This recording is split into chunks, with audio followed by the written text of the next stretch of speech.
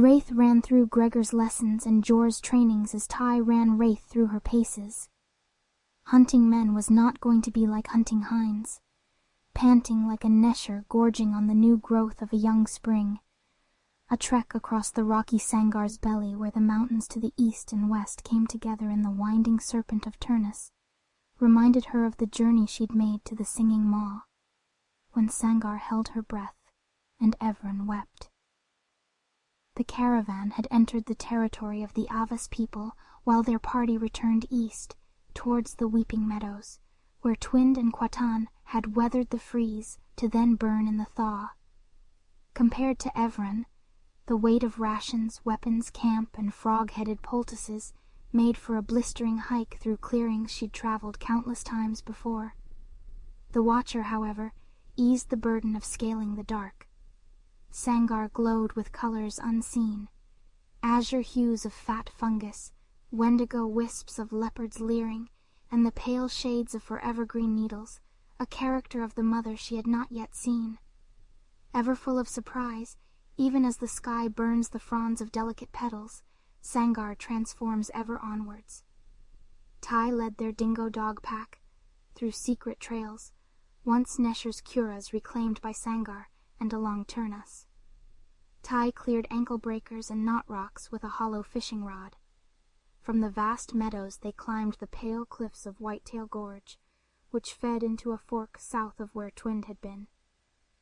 Up exposed roots and by algae-slick footholds, they reached the top of the gorge, roofed by forever greens clasped like lovers across the gap.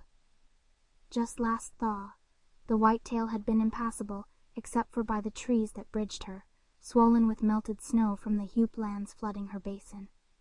The Whitetail had been a landmark when the breath was thick.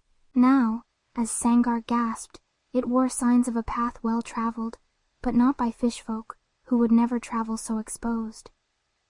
Tyrnus's dry bed and broad waste made the easiest path for the wagons, and Ty found their trails by the tins they discarded, the casings of their shots, and the refuse of the freshest fly-ridden cat-holes. Maybe hunting dark ones really wasn't so different from hunting hinds. Follow the shit and chase them to a choke point, force them to fight for the supplies that weighed them down or flee for their lives. Reyth hesitated when Ty asked, but now that she was out among them, she wouldn't trade the pack for new breath. Ty clicked an ivory castanet Reyth had lent him. The signal decided upon beforehand meant caution to those they couldn't see. A click from a similar device used by O and Schneider prior came from more of Arek's scouts ahead. They were ready. Ty had refused Reyth's suggestion she lead the scouts. Jor had known these trails better than any fisherman, but her Watcher had made her an asset, Schneider said. The plan was easy enough, but nerves trampled it over again and again in her head. She'd made a good impression. Now she could make them certain she could help. 2 teams of 2 moved on the Whitetails either side. Kamut and Boda to the north, Reyth and Ty to the south. The rest of their 9-folk raiding party walked the gully some distance back. Ahead, the Whitetail broke into a second canyon, the fork a narrow funnel where O's caravan had crawled through on their way west, glutted one at a time. That's where that posy Schneider said he'd gotten the idea for the attack. Why the outsider helped where Gregor wouldn't, she wasn't sure. Maybe it was the shared Rook blood. But Reyth respected it. For a posy, he'd be out there face to face with the Dark Ones all on his own tonight. Over her shoulder and down the ravine, the clop of hooves, groaning wheels, and lackadaisical conversations in the dark tongue. When Reyth and Ty neared the conflux, they found 2 sturdy trees and climbed up and across the bowing wood to where the trunks adjoined and sagged towards the dark below. Reyth gave Ty the Watcher, and with one arm hooked around the trunk, he dangled free over the fall, giving her a closer look. From the Watcher's perch upon him, Reyth penetrated the blackness pooling where the river once flowed and counted clear as day. 3 wagons drawn by steeds wreathed in lightless flame, 9 beetle-helmed men, armed, and at partial alert in a staggered column. Her castanet clicked thrice. Soldiers. Then she clicked their count. 9. Ty flung the watcher to the sky and vanished from her sight as she whirled. Stars streaked past faint EU, bashful in the thin clouds, before the watcher oriented, circled, and glided on innocuous wings bereft of phantasm, back to her outstretched arm. From so high she saw the sweep of Sangar, her voluptuous mountains, and the distant honey glow of the green-eyed devil's yearning wildfire. The barrel of Ty's weapon glinting as, despite his efforts, he tried to make the firearm but a branch among many. But she saw him there, toying with the outsider's gadget and scrawling a symbol into the woodstock. Boda and Comet were in position, armed with a bow and rifle like Reyth and Ty. Comet anything but a fighter, tied a long hemp rope about his boyish waist, ready to plant himself and lower Boda into the ranks of a disoriented enemy. They must have been blood for Boda to trust clumsy Kamut, so... Schneider had said, the fairy fascists scared easy when they'd no fairies to faze them. Trap 'em in, strike like lightning, and scare 'em away. So, they'd spook? She hoped not. She wanted a fight. But if the Dark Ones stood brave, their party would simply try again another day. Maybe it was Ty, Boda, and most of all, Schneider who scared easily. The wagons rumbled nearer, nearer. She drew her bowstring tight from shoulder to shoulder, arrow aimed along instinct until the watcher returned. When it did, the moss rock tips glowed like a green lantern, eldritch and wan, something special about it in the eyes of the beholder. The wagons approached the narrow juncture where Schneider was to wait, and passed unimpeded, crossing below Boda and Kamut, and towards their elevated loft among the interlocked trees. Unsure if she'd missed something, or if there were cause for genuine alarm, she clicked a castanet for Ty's attention. He didn't answer. She clicked again, but not a third, too often, and she'd give them away. Ty had told that Arik had revealed them to Gregor, by relying too much on communication in lieu of action. Where was the posy? Reyth wondered. Had Ty pieced it together? "We's gonna lose the dawn if we don't all step out of the breath right now," she said, loud as the blue breeze. Ty clicked back, the sound muffled. If Schneider wasn't here, then he was somewhere else in the ravine. Delayed, perhaps, where it widened. She didn't like it. All this effort, wasted, another chance to prove herself and to make things right, gone. All because the Schneider man wasn't where he was supposed to be. "Ty, signal the others, make sure they stay ready." She leapt from the middling boughs of the ragged pine and shimmied, arms wide for balance, over the shallow trunk and back towards solid ground. Quiet but quick, she moved across the embankment. Wind and water had polished the ravine smooth, and the lengths of fallen grandfather oaks that had crashed through the tangle of lover trees littered its basin. Once she built a sizable lead over the meandering convoy, she dug into thickets and dirt with her dagger blade, fishing up roots and rocks with it like a hook. Careful to avoid the polyps filter-feeding through cracks in the knot rock's shells, she used the knife side as a lever to pry the knots from their soft soil and sever them from their long, pulpy legs.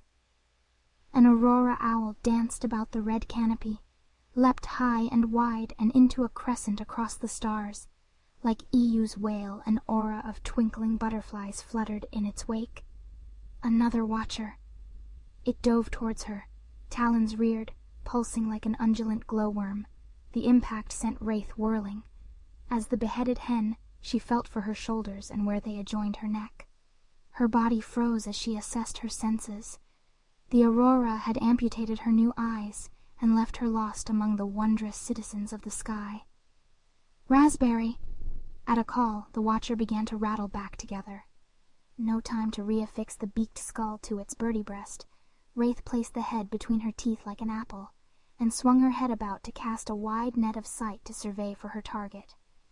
A fading spray of color laced the lover's branches and into the whitetail.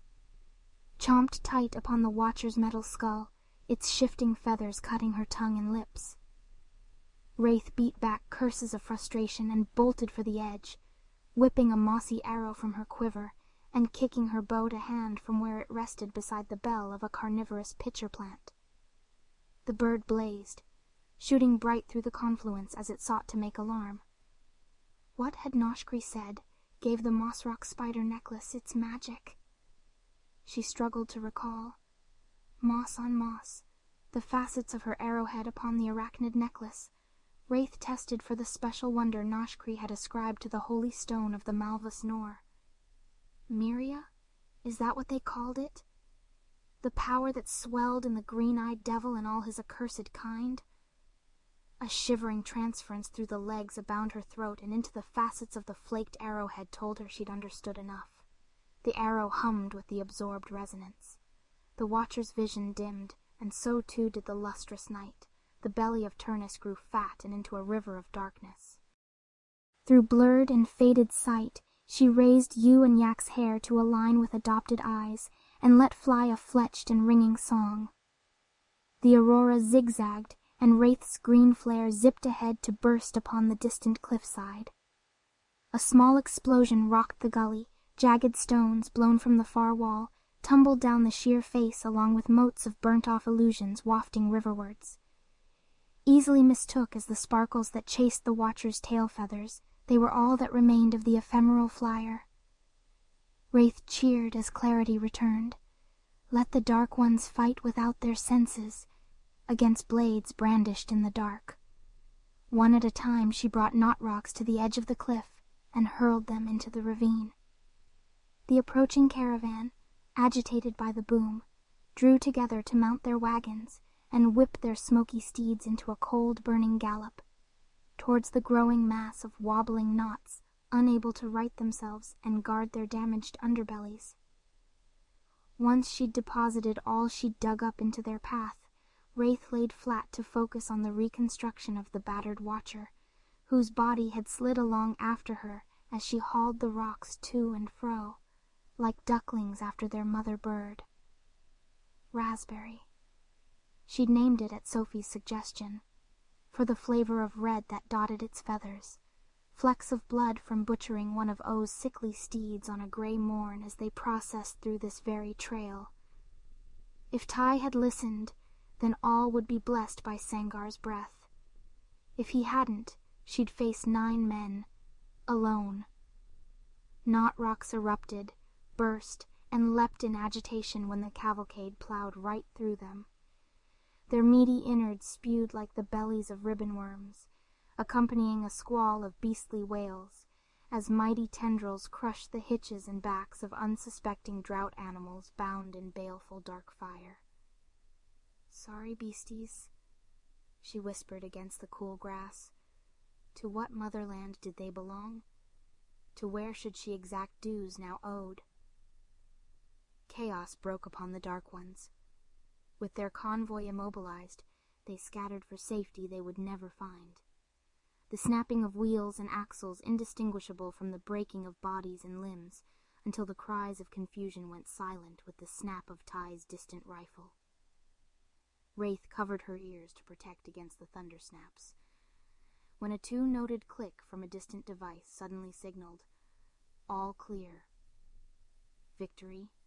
So quickly? With that she raised her watcher high upon a stiff arm to surveil the carnage.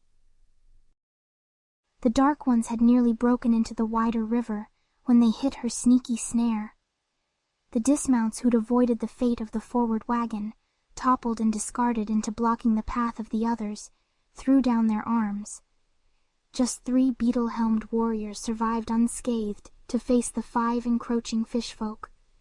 They never saw Boda, still strung up to Kamut like a spider from a long thread, as she ripped 2 of their throats like mercy unto wounded game. And the third took his own life by eating something hidden in his tunic's cuff.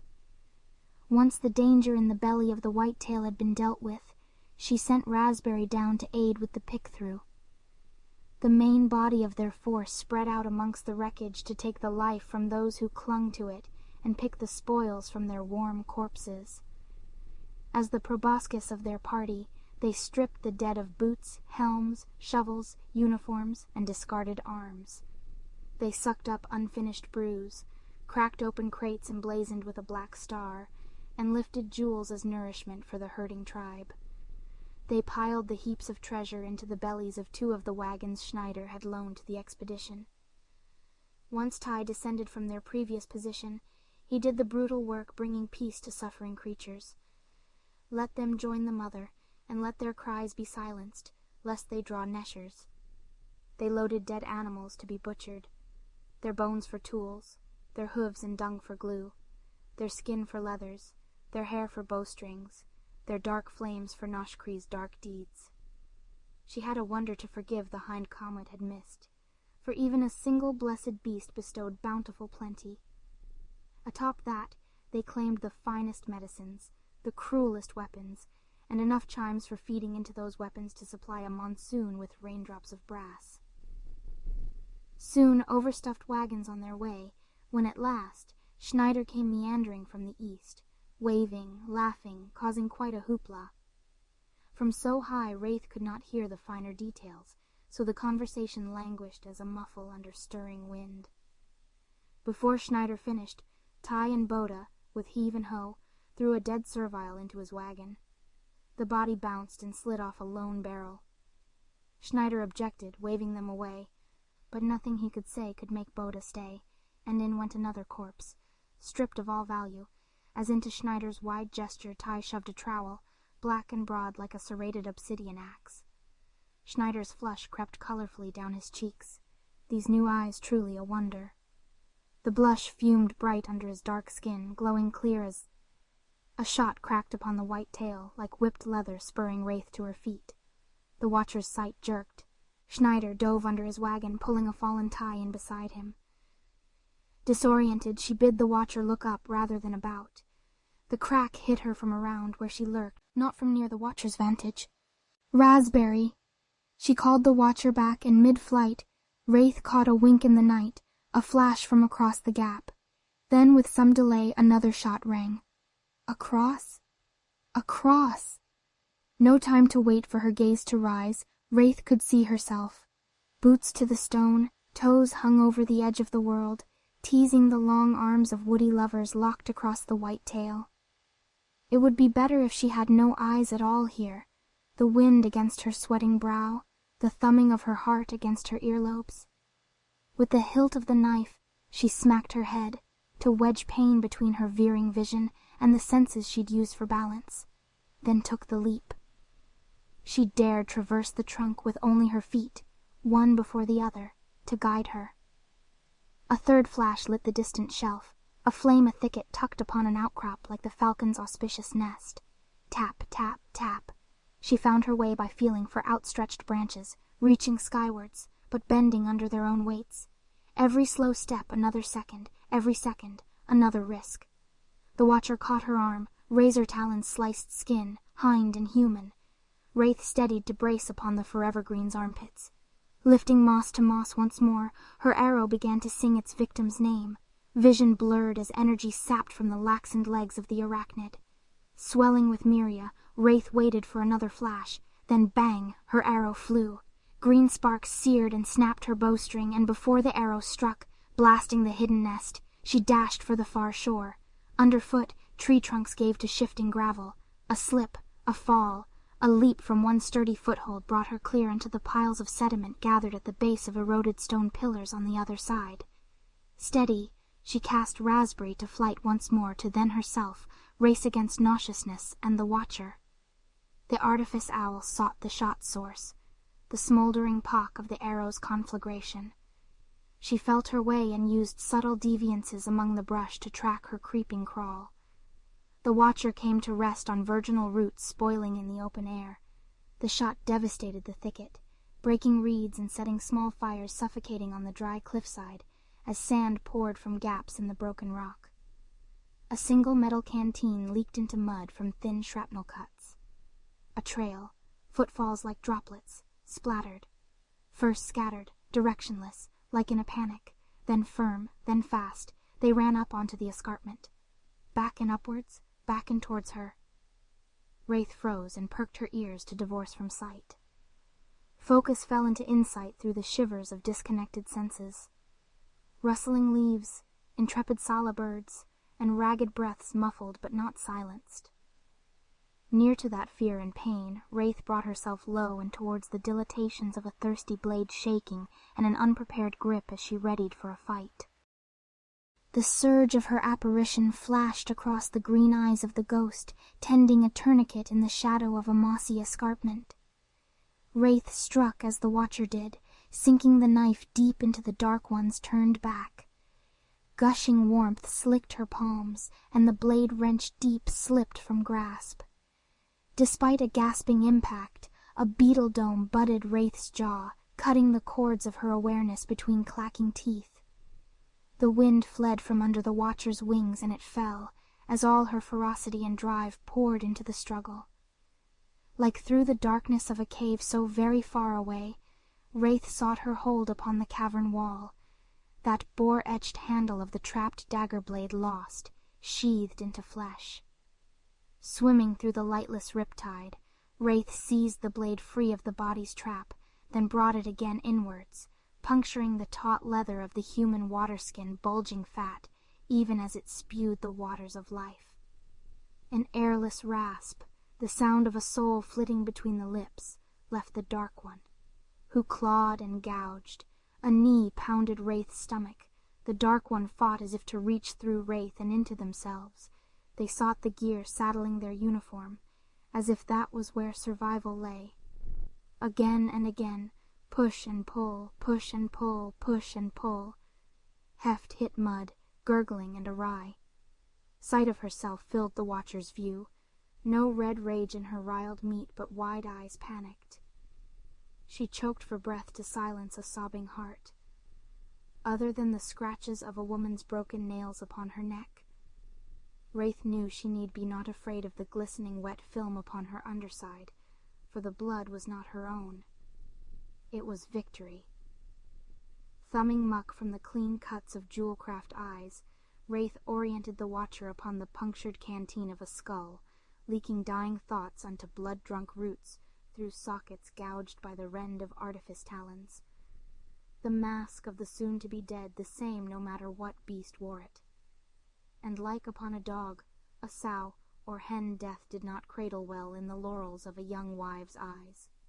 Tender cheeks, sunburned and gray, split by thin lips painted black and blue. Strange worry wandered unto Reyth. Water, she wondered. The witch-woman needed water. Reyth kicked away the warrior's weapon as she plucked the waterskin from her belt.